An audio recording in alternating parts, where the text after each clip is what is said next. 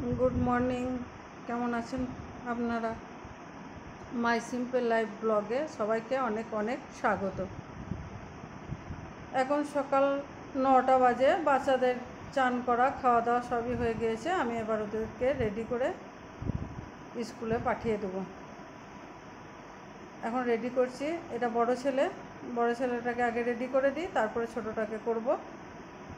কেন ও আগে জামা প্যান্ট পরে দাঁড়িয়ে থাকে, ওকে খালি টাইটা পরিয়ে দিতে হয়, ছোটোটাকে সব পরিয়ে দিতে হয় আমাকে। বড়টা রেডি হয়ে গেল, এবার ছোটোটাকে ধরবো। ও এখন রেগে ওইদিকে লুকিয়ে দাঁড়িয়ে আছে, মানে ওকে আগে করে দেওয়া হয় নাই বলে। এবার ধরেন বড়টাকে রেডি হয়েছে, ওকে খালি টাইটা পরিয়ে একটু চুলটা ছাড়িয়ে মুখে একটু পাউডার মাখিয়ে দেবো। না, ও রেগে মুখটাকে কেমন করে আছে দেখেন, ওকে আগে করা হয় নাই বলে। তো ও শুনবে না, না আমাকে আগে করো, সব জিনিস আমাকে আগে করো। স্কুল যাবে, চুম দিতে হবে, আমাকে আগে চুম খেতে হবে, না হলে হবে না। বড়টাকে আগে খেলে উনি রেগে গট করে নিচে নেমে যাবে, মানে সব কিছু উনার আগে চাই আমার কাছ থেকে। সব জিনিসে উনি প্রথম আগে নেবেন, তারপরে বড়টা নেবেন। জামা কাপড়টা ওকে দেরিতে পরিয়েছি বলে ওনার রাগ, নিজের মনে বক করছে আর রেগে করছে, সব করতেই চাইছে না। দেখে সরে চলে যাচ্ছে খালি।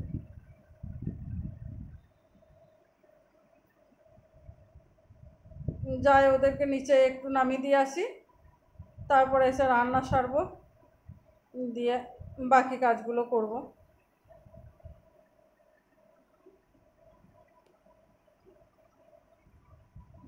ওদেরকে নিচে দিয়ে এলাম, রান্নাও আমার হয়ে গেল। একটু পায়েস বসাবো, অনেকটা দুধ পড়ে আছে, দুধগুলো কী হবে, একটু পায়েস করে দিই, কাল তো বাড়িতেই থাকবে না। পায়েসটা থাকলে রুটি কি পরোটা দিয়ে খেয়ে নেবে, যা হোক। একটু ঘি দিলাম, ঘিয়েতে এই চালটা ভেজে দিলাম, তারপরে দুধ দেবো। জানেন তো, এরকম পায়েসটা আমার ভাইয়ের বউ খুব পছন্দ করে। আমি যখন যাই তখন নিয়েও যাই ওর জন্য, ও পছন্দ করে বলে। ও বানায় ভালো, কিন্তু আমি দুধটা একটু বেশি দিই, বেশ অল্প চালে, ওই জন্য ও খুব পছন্দ করে। আর আগে যখন ধরেন ভাই বিয়ে শাদি করে নাই, তখন যখন যেতাম, আমার ভাইয়ের সব কী ছিল, আগে গেলেই ও আগে ব্যাগ হাতাতো যে আমি কি নিয়ে গিয়েছি। শুধু আমি নয়, আমার দিদিদেরও তাই করতো, মানে ছোটো ছেলের মতো করতো। ভাইটা আমাদের ছোটোই আর কি।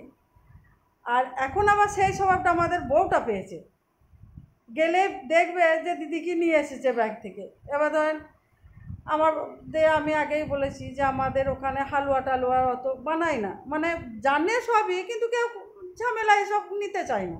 আমি মিষ্টি ফিষ্টি দিয়ে আমাদের সব চলে যায় আমার বাপের বাড়ির ওইদিকে। আর আমি তো এখানে বানাই সব, বাচ্চারা খেতেও ভালোবাসায়। আমি নিজে খাই না অতটা, কিন্তু বাচ্চারা খায়, ওর পাপা খায়। এবার এই বোনপো বলেন, ভাইজি বোনজি, এরা শুনে দে বলবে মাসি এইটা সেটা বানায়, আর তোমরা কই বানাও না, ওর মা দিকে বলে। এবার আমি সেটা শুনি, আমারও মনে হয় যে হ্যাঁ, আমার ছেলে দুটো খাচ্ছে, তারা তো খেতে পায় না। তা এখন তো ধরেন বাচ্চাদের পড়াশোনা নিয়ে বাপের বাড়ি যাওয়াটা খুব কম, ওই বছরে একবারই যাওয়া হয় এখন মার্চের সময়, কেন মার্চে পরীক্ষা শেষ হয়ে যায়, তখনই একবার যেয়ে বাপের বাড়ি ঘুরে আসা হয়। দিদিদের বাড়ি সেরকম যাওয়া আসা হয় না। এবার দিদি যখন যায় তখন 3 বোনে একবার কথা বলে নিই যে এই টাইমে যাব, তখন সব 3 বোনে একসঙ্গেই এক কাছেই এক হয়, তখনই সব দেখা সাক্ষাৎ হয় আমাদের। আর ওই তখনই আমি একটু ওই খাবার দাবার বানিয়ে নিয়ে যাই। এবার মজার কথা হলো কি, ব্যাগটা যখন আমি নামিয়ে ধরেন চান টান করবো, করবো, তার ফাঁকে আমাদের বউটা কিন্তু বার করে সব জিনিসটা একটু একটু করে টেস্ট করে নেয়।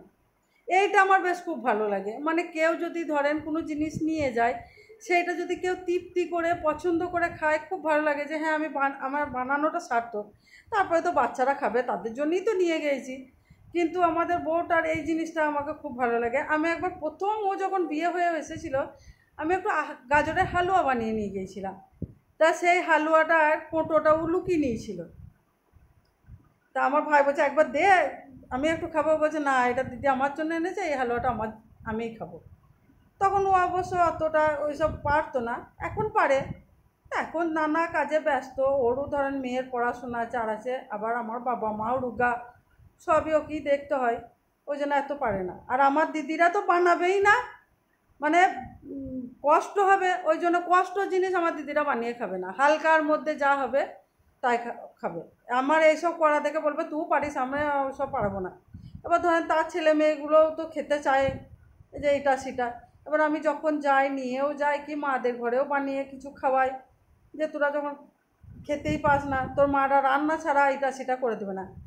আমার মেজ দেবার বলে আটা মাখা কী জিনিস জানিই না, হাতে আটা লেগে যায় সেই জিনিসটা জানি না, মানে ও আটাও মাখে না, আটাও মেখে রুটিও করে না মনে হয়। থাক, যাই হোক, আমার মানে বাপ ভাইয়েরদের কথা কিছু বললাম আপনাদেরকে। এখন আমি আমার নিজের সাংসারিক জীবনে চলে আসি। এই যে সন্ধ্যা হয়ে গিয়েছে, বাচ্চা দুটোকে পড়াতে বসিয়েছি, একটু পড়িয়ে নিই, তারপরে আজকে আবার বায়না করছে যে মা একবার ছাদে যাব, খানিক খেলা করব। ওদেরকে বেরোতে দিই না, জানেন তো আমার রাস্তার ধারে বাড়ি, মানে মেন রোড একবারে, সব সময় গাড়ি মানে প্রতিটা মুহূর্তে আপনি যে রাস্তার ওই পার হবেন তা মনে হয় 5-10 মিনিট আপনাকে দাঁড়িয়ে থাকতে হবে, তবে আপনি রাস্তা ফাঁকা পাবেন। ওই ভয়ে আমি বেরই হতে দিই না। যখনই হয়তো বাজার টাজার যাই, ছেলে দুটোকে সঙ্গে করে নিয়ে যাই, আবার সঙ্গে করে নিয়ে চলে আসি। মানে রাস্তার আমার এই পারের যে দোকান থাকে, সেই দোকানে হয়তো বড়টা একটু আধটু যেয়ে ওই টিফিনটা যদি শুকনো টিফিন কিছু কিনে দিই যেদিন, সেদিন বড়টা যেয়ে নিয়ে আসে নিচে থেকে, আর না হলে বাকি আমি সব করি। আর দেখুন ছাদে উঠে গিয়েছি, এই যে দুজনা এবার ছাদের লাইটটা জ্বালিয়ে দিলাম, দুজনা একখানি খেলা করছে, আমি ওইদিকে দাঁড়িয়ে আছি। খেলা করে নে, তারপরে নিচে নামবো, দিয়ে রাতে রান্না করব। ওদের খেলা তো সেই ছুটোছুটি হুড়োহুড়ি ওই করবে, আমাকে আবার বিরক্ত লাগে, বেশিক্ষণ আমি দেখতে পারি না। যেটুকু করবি কর বাবা, দিয়ে আমি পালিয়ে যাব। ওরা জানেই না আমি কিন্তু ভিডিও করছি, ওদের জানলে আবার করবে না। মানে এত বদমাস, যদি বুঝতে পেরে যায় যে আমি ভিডিও করছি, তাহলে ছোটটা তো আর আসবেই না ক্যামেরার সামনে, বলবে তুমি সবাইকে দেখিয়ে দেবে যে আমি কি করছি। ওই ওই দুজনার ওই মারামারি, ওই হুড়ুড়ি সারা দিন আমাকে বিরক্ত করে দেয়। যদি যেদিন বাড়িতে থাকে, সমানে ওই হুড়োহুড়ি মারামারি করবে।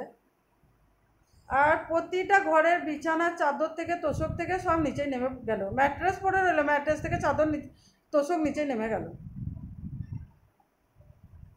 আবার যখন ভাই বোনগুলো সব এক কাছে হয় মাদের বাড়িতে, তখন তো মাদের বিছানায় আর তোষক থাকে না। এখানেই ব্লগটা শেষ করলাম।